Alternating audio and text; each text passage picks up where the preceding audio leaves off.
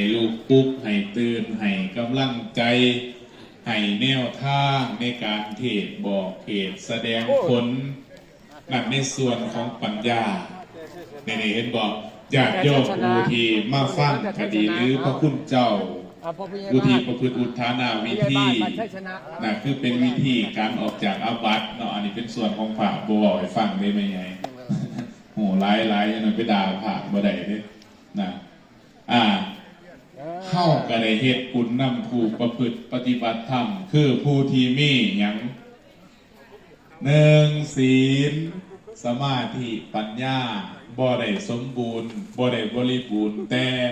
ได้ครับได้เกาได้ซองได้แย่งเบิ่งนางมา7-8-9 มื้อสิ่งสำคัญเลยสิ่งที่จะเกิดบ่แม่นย่านและซ่านได้ไม่ใหญ่นั่นคือความปวดและความเมื่อยเกิดแน่นอนอันนั้นเอาถึงทำแน่นอนเกิดไม่ใหญ่ได้เห็นแน่นอนเห็นทำอย่างพ่อใหญ่ว่าเวทนาคือความปวดนั่นเองอันนี้แล้วเขาจะเห็นกันนั่นนะเทวดาเขาบ่มีความเจ็บความปวดยากกลัวสิน้อมจิตลงพิจารณากายเจริญกายคตาสติคือคนกับบ่ได้ไม่ใหญ่คนเฮ็ดได้เด้น่ะเกษา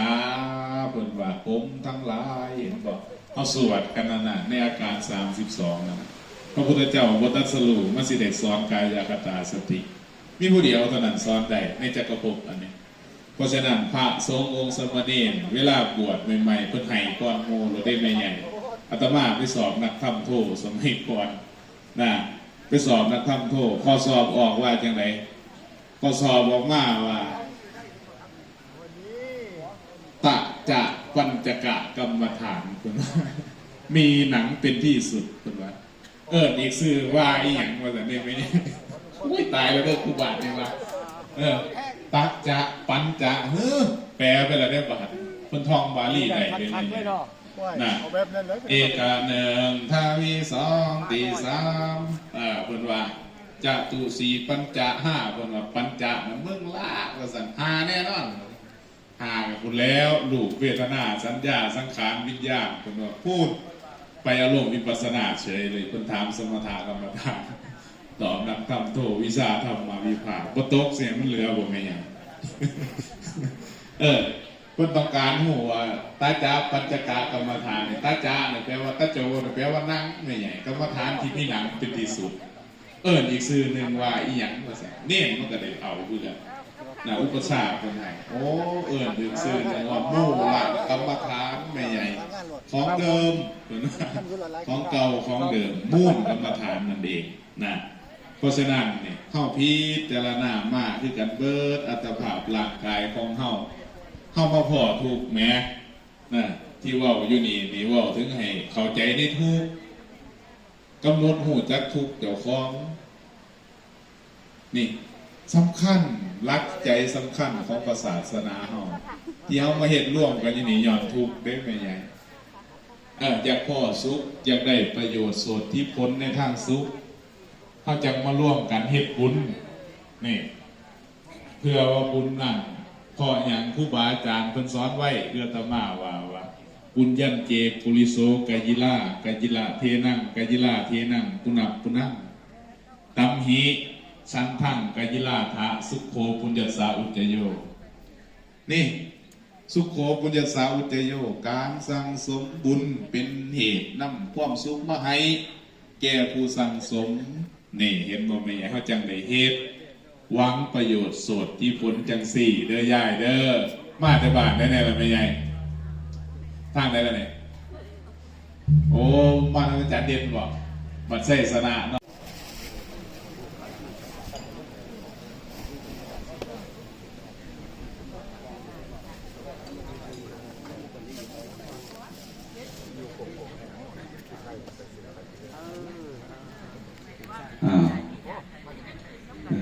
ลูกกำเด้อก็หน่อยรับบาตรแล้วก็ให้ผูกแขนแล้วก็นิมนต์ลงตักอาหารเลยครับเป็นรับประเคนเลยนะต่อไปก็เป็นแม่ขาวเนาะตักขึ้นมากกับชั้นได้ตามอัธยาศัยเลยครับว่างของสำรวยไว้ ลงไปตักเลยครับนิมนต์ลงตักอาหารญาติโยมผมเป็นคนเด้อส่วนผ้าเป็นอาจารย์กรรมเด้อพอออกไม่ออกนะ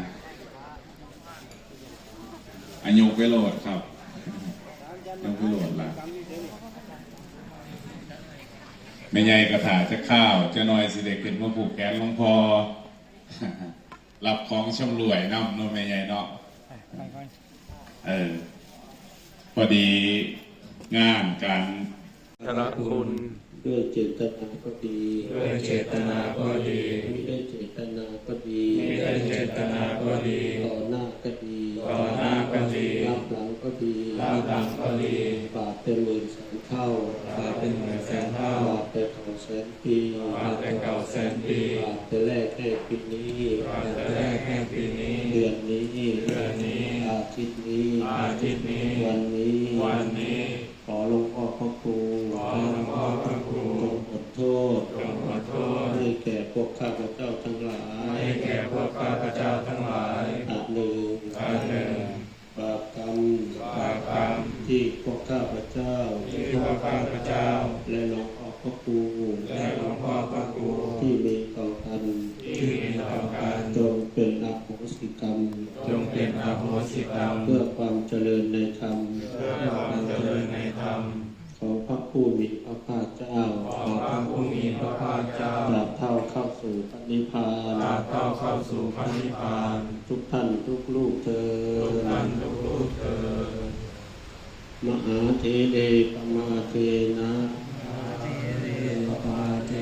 ทวารัตเยนะกตังสัมพังอัปปราทังสมะตุโนพันเตมหาเถเรปมาเทนะทวารัตเยนะกตังสัมพังอัปปราทังสมะตุโนพันเตมหาเถเรปมาเทนะทวารัตเยนะกตัง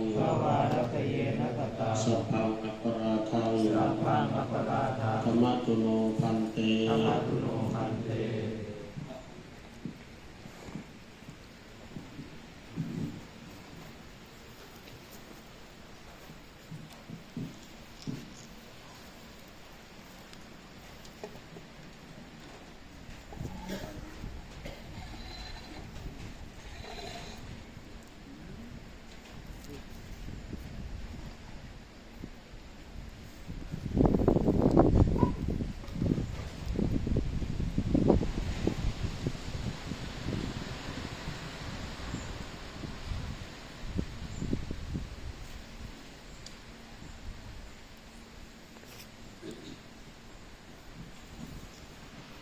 ขมามิตุเมหิปิเมขันตพังธรรมามะเอสุตังจิตังตุมังคิปะเมวะสมิจฉตุสเพปะเรนตุสังกปาจันโทปนะระสยถามณีโชติระสยถาสปิติวัจจันตุสกะโลโกสตุมาเตวันตรายสุขีติกายโกโกโลภวะพนัสสิปิสิจังทาวจายโนจตารโนธรรมวัฏติอายุวันโนสุขังภะลัง